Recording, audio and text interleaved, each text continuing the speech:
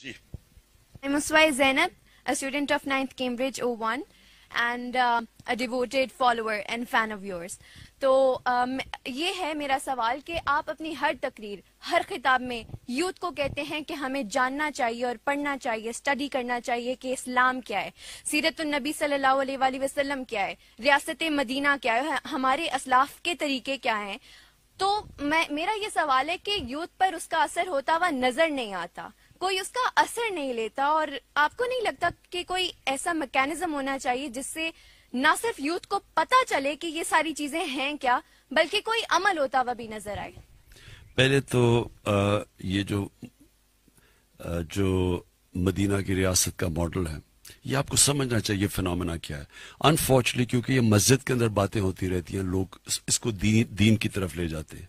یہ ایکچولی جو قرآن ہے وہ آپ کی وہ ایک وے آف لائف ہے، اور ساری چیزیں قرآن میں اللہ نے لکھا ہوا ہے آپ کی بہتری کے لیے.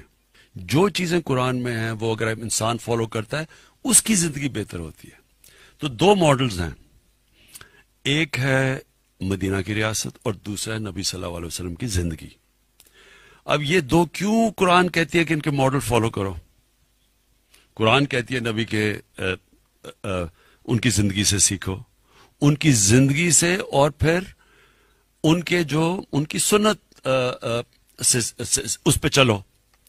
وہ اس لیے کہ دنیا کی تاریخ میں یہ دونوں سب سے سکسیسفل ماڈلز ہیں.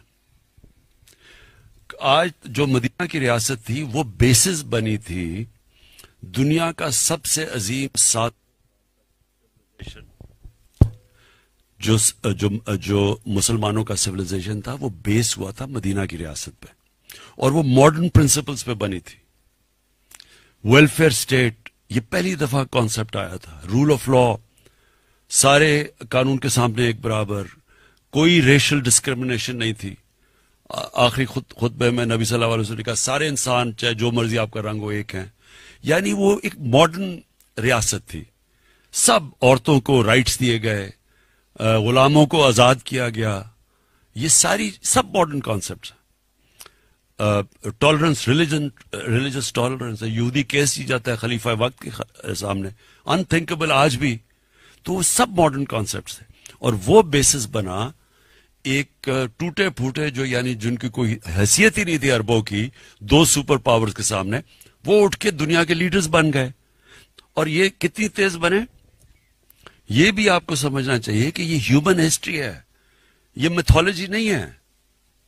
یہ 625 میں بدر کی جنگ ہوئی، 313 مسلمان. 636 میں 11 سال کے بعد رومنز کو انہوں نے بیزنٹائن ایمپائر کی شکست ہوئی یارموک کے اندر.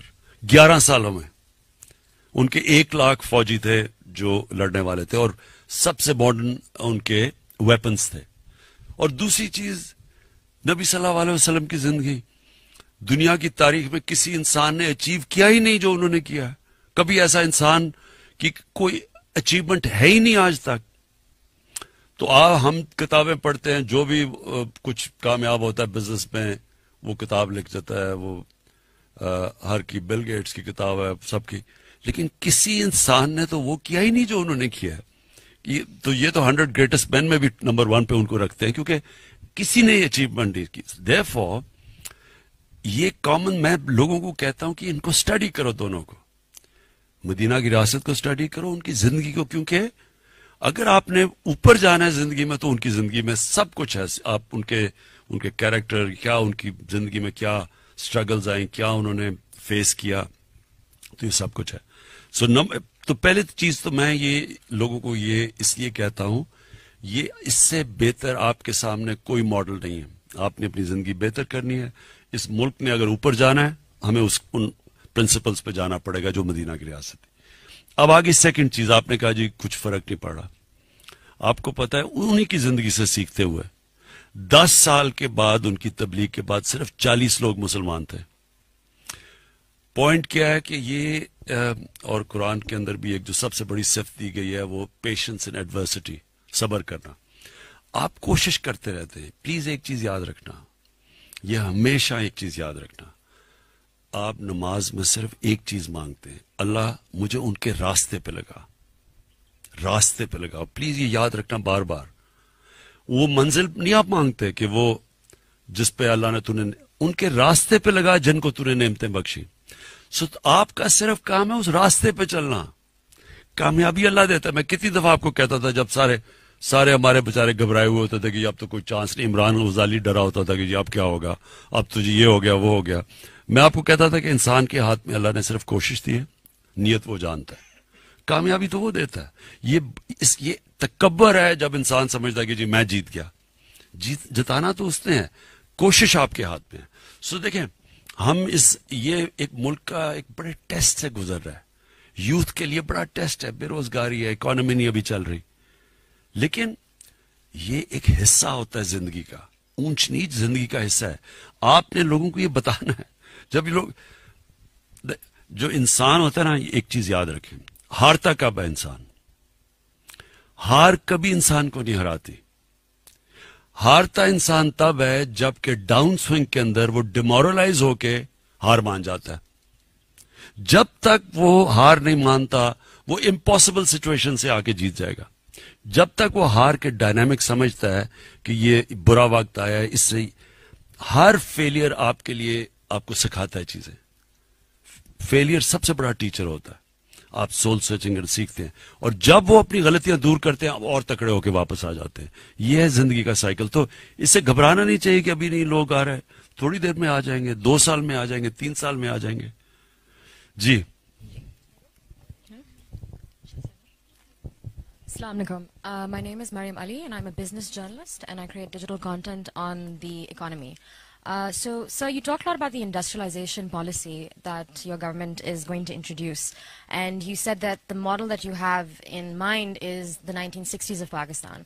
But as everyone over here who has taken Pakistan studies knows, most of that wealth was concentrated in the hands of 22 families. How are you going to make sure that your industrialization policy isn't concentrated in the hands of the few, and how are you going to redistribute that wealth?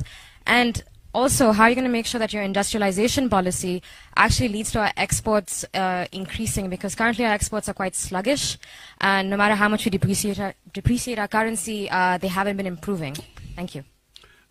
جو second question ہے, دیکھیں جب آپ کو export orders ملنے شروع ہوتے ہیں, کیونکہ ہمارا روپیہ, ہماری ایکسپورٹس کمپیٹیٹو ہو گئی ہیں, تو وہ ایک ٹائم لیگ ہوتا ہے جب وہ آپ اپنی پوری کرنے کے لیے مے بی نئی انڈسٹری لگتی ہے, مے بی نئی انویسٹمنٹ آتی ہے, وہ ایک ٹائم لیگ ہوتا ہے اس میں.